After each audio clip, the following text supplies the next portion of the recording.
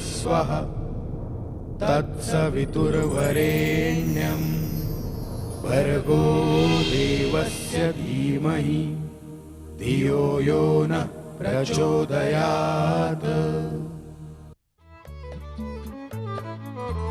सुख आणिक दुःख यांना सांधते आहे,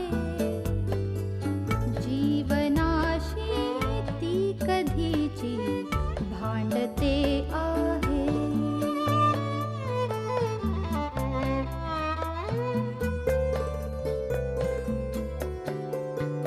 दोन डोळ्यांनी मुक्याने बोलताना ती वेगळे काहीतरी बघ सांगते आहे।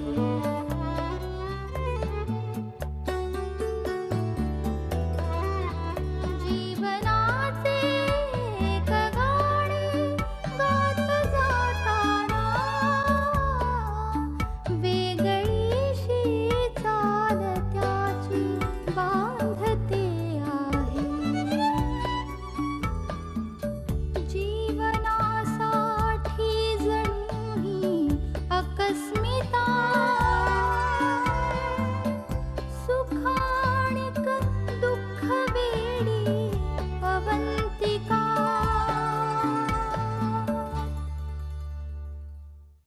म्हणजे 2 वर्ष मी कोमात होते, 2 वर्ष। अवंतिका, हे बघ मी काय म्हणतोय ते शांतपणे ऐकून घ्या। तुझा एक छोटासा ऍक्सिडेंट झाला आणि त्यानंतर तू अचानक मी अचानक काय सौरभ, त्यानंतर मी अचानक सौरभ, मला सांग सगळं खरं खरं काय तू सांग ना सर। एक मिनिट तुला काही आठवते का? तुला काही आठवतं का? पूर्वीचं काही आठवतं? पूर्वीचं आठवून प्रयत्न कर, त्याच्या आधीचं काही आठवतं प्रयत्न कर ना, आठवून काही आठवतं का पूर्वीचं?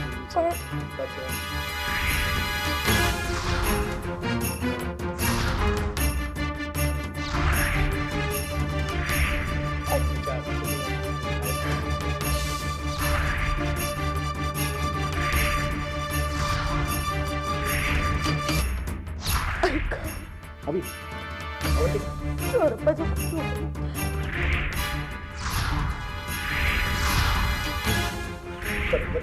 मला सौरभ ठीक आहे एक मिनिट बघ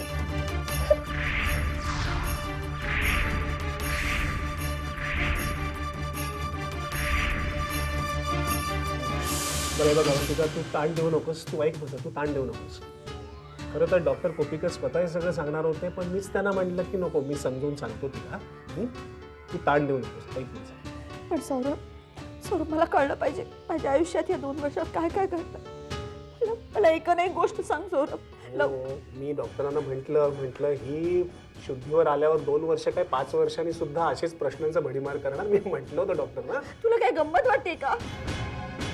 माझ्या आयुष्यातली 2 वर्ष पुसून गेलीत आणि काय घडलं मला माहिती नाहीये। मी जेन्युइनली तुला विचारते की काय। एक मिनिट ऐक तर माझं, असं फार काही नाही घडलेलं। 2002 ते 2004 झाले, बाकी मेजर काही घडलेलं नाही, ऐक माझं। नक्की काहीतरी घडून गेलं। अर्थ तू असं बोलतोयस, मला अवॉइड करतोस, त्याचा अर्थ नक्की काहीतरी घडून गेलंय। आई Saurabh I want to know माझ्या आयुष्यात काय झालंय। Saurabh please, please. अरे आई मी सांगतो ना तुला, शांत होती,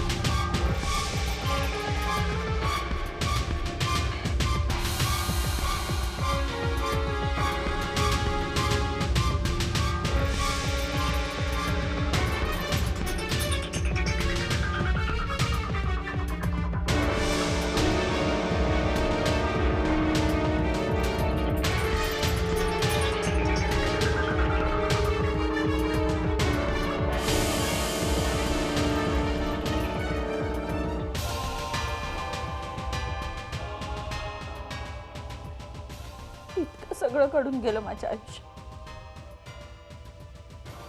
मला काहीच कळलं नाही.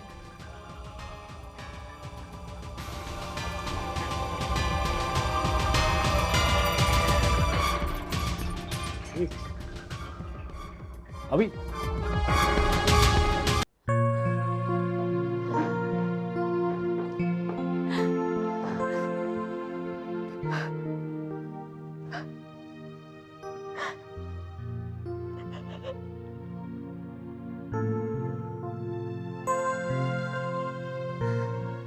तेव्हा तुम्हाला माझं आयुष्य परत दिलं. 2 वर्ष माझा नवरा, माझी मुलं, माझं घर सांभाळलं. हे वरदान मी कधीच विसरणार नाही. इथून पुढचं सगळं आयुष्य मी अतिशय आनंदाने जगली. माझ्या माणसांची खूप काळजी केली. माझी सगळी कर्तव्य अतिशय प्रेमाने पार पाडीन आणि खूप आनंदाने जगेन. माझ्या नवऱ्याला आणि मुलाला कधी अंतर देणार नाही. माझ्या नवऱ्याला, माझ्या मुलाला एक क्षणही अंतर देणार नाही. माझ्या नवऱ्याला, माझ्या मुलाला एक क्षणही अंतर देणार नाही. एक क्षणही अंतर देणार नाही. एक क्षणही अंतर देणार नाही.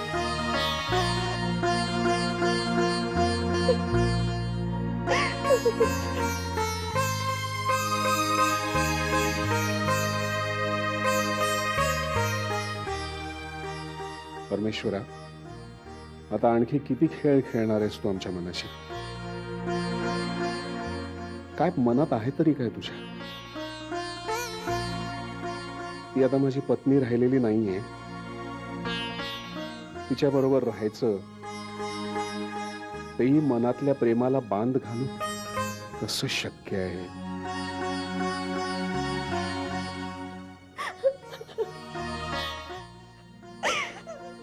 अवंतिका, अवी अवी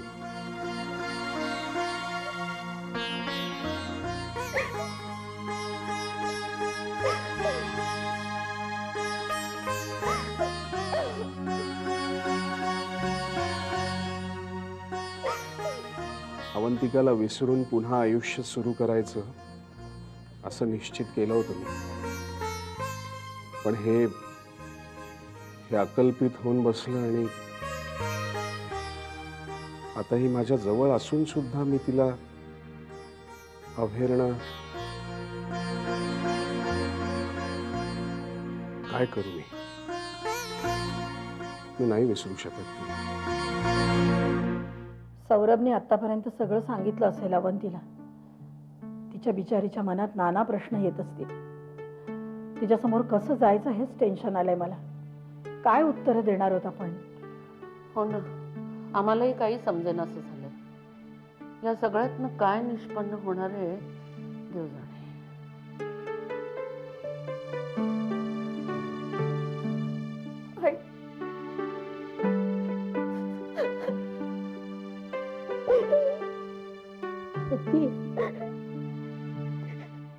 डोळे पुस बर. अगं आता कशासाठी रडायचं? सौरभने सांगितलं सगळं मला. माझ्यासाठी किती सहन केलं तुम्ही सगळ्यांनी. मामा, मला काही काही कळत नव्हतं, पण रात्रीच्या रात्री जागून काढलेत ना माझ्यासाठी.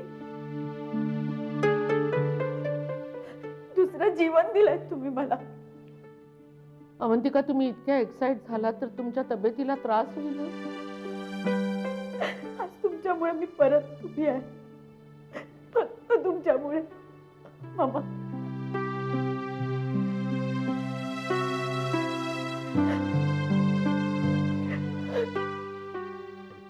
तुझ्या मनाची किती घालमेल होते समजते ग मला. किती करायला लागलं असेल माझं. हो अवंती, आता तुझ्यासाठी केलं म्हणजे कुणा दुसऱ्यासाठी केलंय का? तू आता कसलाही विचार करू नकोस. तू बरी झालीस याच्यातच सगळं आलं. तुला अशी हसताना सुखी राहताना पाहण्यासाठीच तर थांबले ना मी इतका वेळ. मला परत आयुष्यात उभं केलंयस तू मामा. तुम्ही पण, तुम्ही सगळ्यांनी.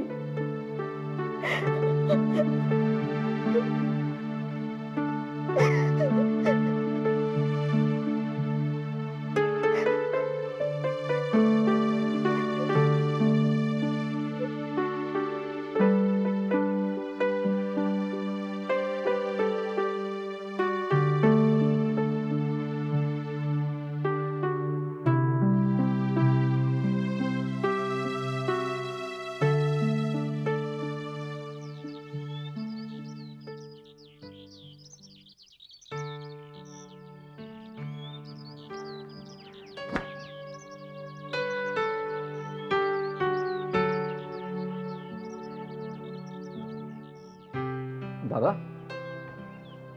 ऑफिसला नाही येणार?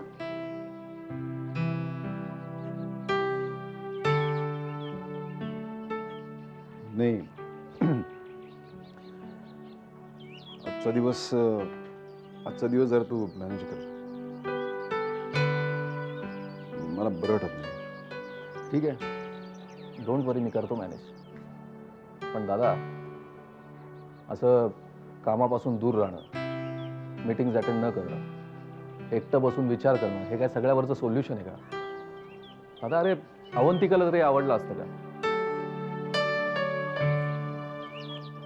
दादा, असं सगळ्यापासून स्वतःला प्लीज तोडू नकोस. असं सगळ्यातून मन काढून घेऊ नकोस. अरे जितका रुटीन मध्ये येशील तितकं चांगलं. कामात मन जुळवशील तर किमान वेड्यावाकडे विचार तरी मनात येणार नाही तुझ्या.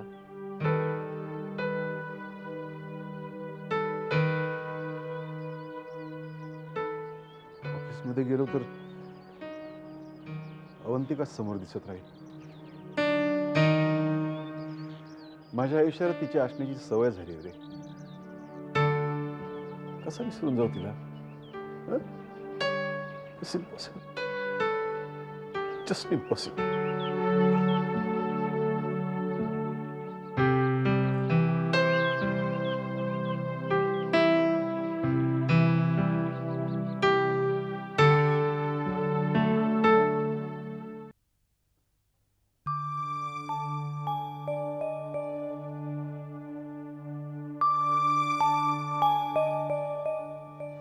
हाय आशू. Hello mama. हॅलो. आज अगदी अचानक? काही फोन बिन नाही केलात? म्हटलं तुम्हाला सगळ्यांना सरप्राईज देऊया.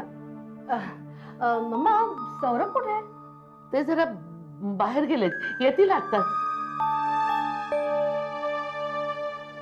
अश्विनी, तुम्ही दोघी बाहेर लॉनवर बसून ब्रेकफास्ट का नाही करत? Good idea. चल ना. नाही नाही, नको थँक्स, कारण मी घरनंच ब्रेकफास्ट करून आलेली आहे. करून आले.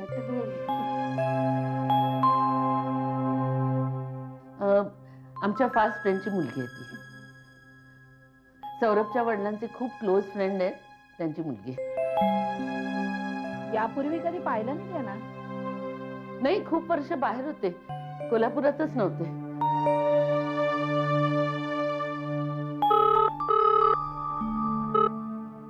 हॅलो. हां जी आहेत ना. हां देते. हां आई, बाबांचा फोन आहे चौकशीला. हॅलो. हो, सगळं ठीक आहे. नाही, अवंतिका बरी आहे. घरातली सगळी माणसं आहेत ना अवतीभवती. हो, व्यवस्थित विचारपूस करतायत. आशू तर अगदी जातीने लक्ष देते. हो, सौरभ सुद्धा.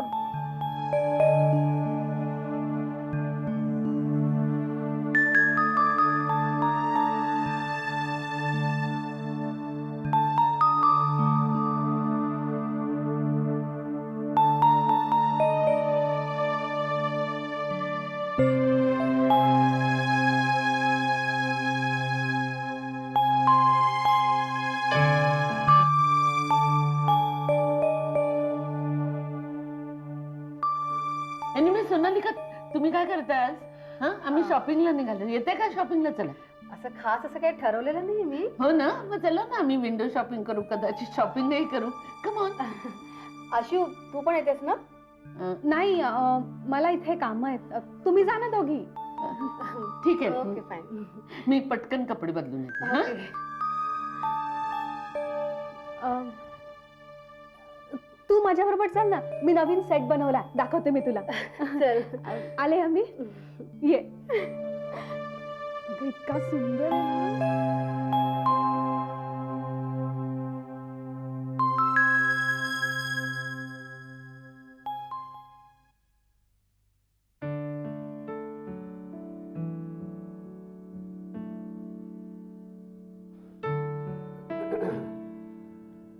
बाबा, कोल्हापूरवरनं फोन आला होता. कशी आहे अवंती? काय ठीक आहे म्हणायची. ती विचित्र आहेस. आयुष्यातली 2 वर्ष पुसली जाणं म्हणजे ती सुद्धा इतक्या चढ उतारांची. आपण इथे बसून विचार करतोय तर आपल्याला इतकं विचित्र वाटतंय, पण तिकडे स्वतः तिची आणि तिच्या आजूबाजूच्या लोकांची किती अवघड परिस्थिती झाली असेल. किती प्रश्न विचारत असेल ती, काय उत्तर देत असतील सगळे लोक. हो सगळी. आणि म्हणूनच डॉक्टरांच्या सल्ल्याप्रमाणे सगळ्यांनी तिला ही 2 वर्ष कोमात होती असं सांगितलं. काय? ही 2 वर्ष ती कोमात असल्यामुळे त्या 2 वर्षांमधलं तिला काहीच आठवत नाही असं भासवत आहेत सगळे तिला. हळूहळू जशी जशी ती सुधारत जाईल तसं तिला सगळं आठवावं असं वागणार आहेत सगळे तिच्याशी. स्ट्रेंज. नाही सलील, पण त्याशिवाय दुसरा काही पर्याय नाही आहे. या सगळ्या प्रकाराचा आणि या प्रयोगाचा तिच्या मनावर काही विपरीत परिणाम झाला नाही म्हणजे मिळवली.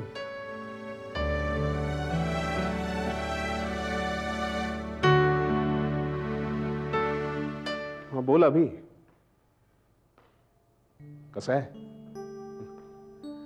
ठीकच आहे म्हणायचं रे. हो अरे, काय प्रॉब्लेम शिवाय काय माझं आयुष्य पुढे जातं का? Only thing is I am still not immune to problems. अरे काय काय सांगू, सगळं खूपच विचित्र झालंय रे इकडे. इतकं विचित्र झालं ना, मी अरे कसं सांगू मी तुला हे सगळं फोनवर.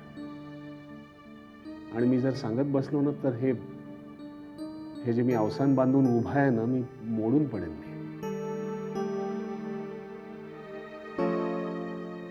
खरंच I really need you now. मला खरंच गरज आहे तुझी.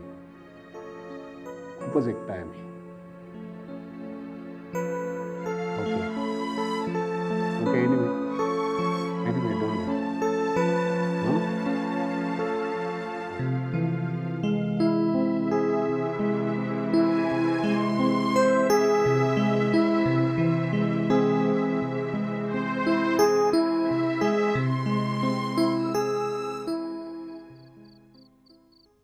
अवंतिकाला कोल्हापूरहून इकडे आणण्याचा माझा हा प्रयत्नही फसला.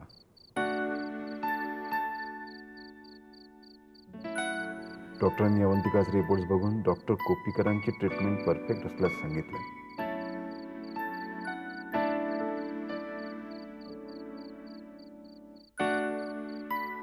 आणि त्यांनाही वाटतंय की अवंतिकानं आणखी काही दिवस तिथंच राहावं. दीक्षितांना कन्व्हिन्स करणं अवघड नव्हतंच, पण आता डॉक्टरांनीच थांबायला सांगितल्यावर कसा निर्णय घ्यायचा.